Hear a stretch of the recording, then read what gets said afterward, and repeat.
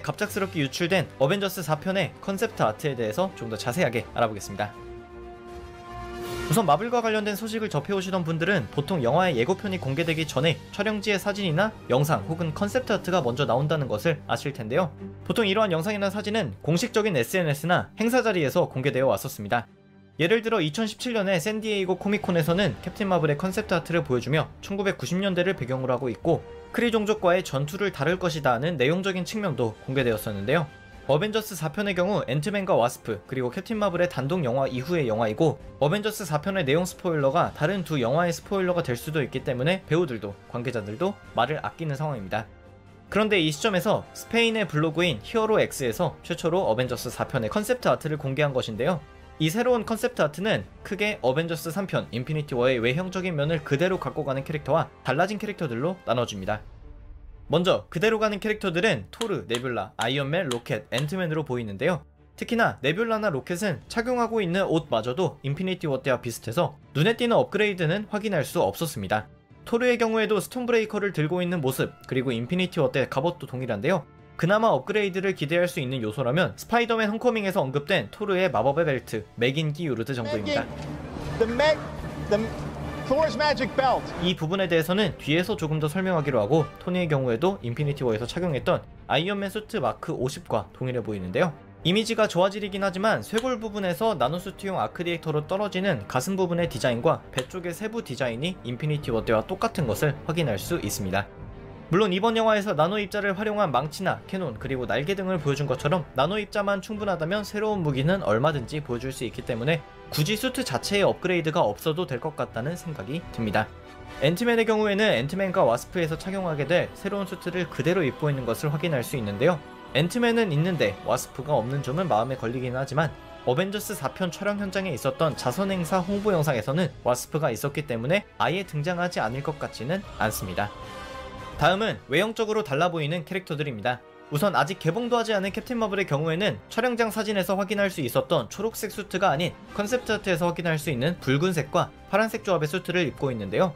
샌디에이고 코믹콘에서 공개된 크리와 싸우는 컨셉트 아트 속 캡틴 마블의 트레이드마크인 허리띠의 줄은 사라진 것을 확인할 수 있습니다. 양손의 빛은 캡틴 마블의 대표적인 공격인 에너지 블라스트인데요. 핵폭탄의 에너지를 전부 빨아들일 정도로 강한 흡수력과 또 그것을 자신의 힘으로 사용할 수 있는 능력을 갖고 있는 캡틴 마블이기 때문에 혹시 타노스와 전투하기 전에 아이언맨 혹은 토르에게 리펄서나 번개를 맞아서 그 힘을 사용하는 모습을 볼 수 있지 않을까 하는 희망이 있습니다. 다음은 워머신인데요. 일단 인피니티 워 때 착용한 수트보다 조금 더 골격이 커졌을 뿐만이 아니라 앤트맨이 뒤로 보이는 팔 부분에 주목해 볼 수 있는데요. 기존에 그랬던 것처럼 토니의 수트보다 업그레이드가 늦기는 했지만 거의 동일한 과정을 거치기 때문에 나노 입자가 캐논으로 변했던 것처럼 워머신 수트도 이런 기능을 차용할 게 아닐까 생각해 볼 수 있을 것 같습니다. 그리고 도대체 어디서 뭘 하고 있었는지 알 수 없었던 호크아이의 모습도 확인할 수 있는데요. 일단 애초에 이미지가 흐려서 검은색과 금색으로 되어 있는 로닌이라는 캐릭터의 특징을 잘 보여주지는 못하는 모습입니다. 참고로 로닌이 누구냐면 호크아이가 원작 코믹스 시빌워가 끝나고 검은색과 금색 그리고 얼굴까지 가리는 커스튬으로 선택한 가명이라고 보시면 되는데요. 로닌이라는 가명으로 활동했던 캐릭터들 중에서 2대 로닌이었습니다. 잠시 어벤져스 4편과 어벤져스 3편 인피니티 워의 감독들의 말을 빌리자면 호크아이만의 중요한 일이 있었다라고 하는데요. 이 점은 역시나 영화나 예고편이 나와야 짐작할 수 있을 것 같습니다. 그리고 그 다음은 호크아이의 옆에 있는 캡틴 아메리카인데요. 비록 어벤져스 4편의 캡틴 아메리카의 촬영 장면이 유출되었지만 은색으로 빛나는 별과 별 주변의 오돌토돌한 질감은 아무리 봐도 촬영장에서 찍힌 어벤져스 1편 때 입었던 알록달록한 수트로는 보이지가 않는데요. 종합적으로 봤을 때 코믹스에서 볼 수 있었던 비늘 무늬 수트에 어벤져스 1편의 성조기 디자인과 캡틴 아메리카 2편의 어두운 남색 계열의 수트가 합쳐진 디자인으로 보입니다. 중요한 부분은 캡틴 아메리카의 상징물인 방패가 없다는 점인데요. 매우 높은 확률로 블랙팬서에게 받은 카이트 쉴드가 아닌 새로운 방패가 될 것 같습니다. 앞에서 말씀드린 토르의 메긴기 요르드도 현재 토니가 보관하고 있고 당시 해피가 메긴기 요르드와 함께 언급한 캡틴의 프로토타입 방패도 이제 등장할 때가 되었다고 생각하는데요. 어벤져스 4편을 마지막으로 마블과의 계약이 종료된 캡틴 아메리카와 토르이기 때문에 이번 영화가 아니면 더 이상 보여줄 기회가 없을 것으로 보입니다.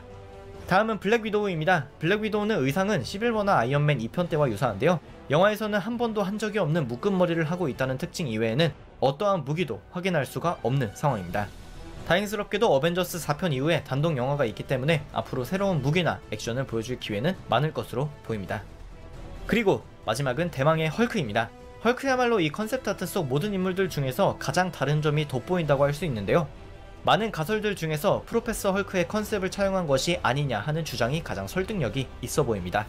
일단 마블의 영화들을 모두 보신 분들은 헐크가 시간이 지날수록 인간적인 특징이 생기고 있다는 것을 아실 텐데요. 원래는 소리만 지르는 괴물이었다가 사랑하는 여자를 알아보고 다른 자아를 인지하는 것을 넘어서 어린아이 수준의 대화가 가능해졌고, 이번 어벤져스 인피니티 워에서는 배너와 한몹에서 옥신각신할 수 있을 정도의 자아 간의 소통이 가능해졌습니다. 특히나 이 두 자아의 갈등은 프로페서 헐크의 가능성을 제기한 가장 핵심적인 요인이기도 한데요. 원작 속의 프로페서 헐크는 브루스 배너, 헐크, 그리고 그레이 헐크라는 제3의 자아까지 나타나서 서로를 죽이려고 한몸에서 변화를 일으킨 결과였습니다. 이 셋의 싸움이 벌어지는 과정에서 중재하기 위해 개입된 닥터 삼손이라는 캐릭터의 도움으로 이들의 자아가 융합되었고, 그 결과 배너의 천재적인 두뇌와 헐크의 어린아이 같은 면을 모두 갖고 있는 프로페서 헐크라는 완성된 자아가 생성됩니다. 네, 그래서 오늘은 유출된 어벤져스 4편의 컨셉트 아트를 조금 더 자세하게 알아봤습니다. 아무래도 공식 사이트를 통해 공개된 것이 아니라 카메라로 모니터를 촬영한 이미지이기 때문에 선명도가 떨어지고, 게다가 컨셉트 아트는 말 그대로 영화를 형성하는 과정에서 참고용으로 제작하는 것이기 때문에 이 사진으로 영화의 내용까지 추론하는 것은 무리가 있는 것 같습니다.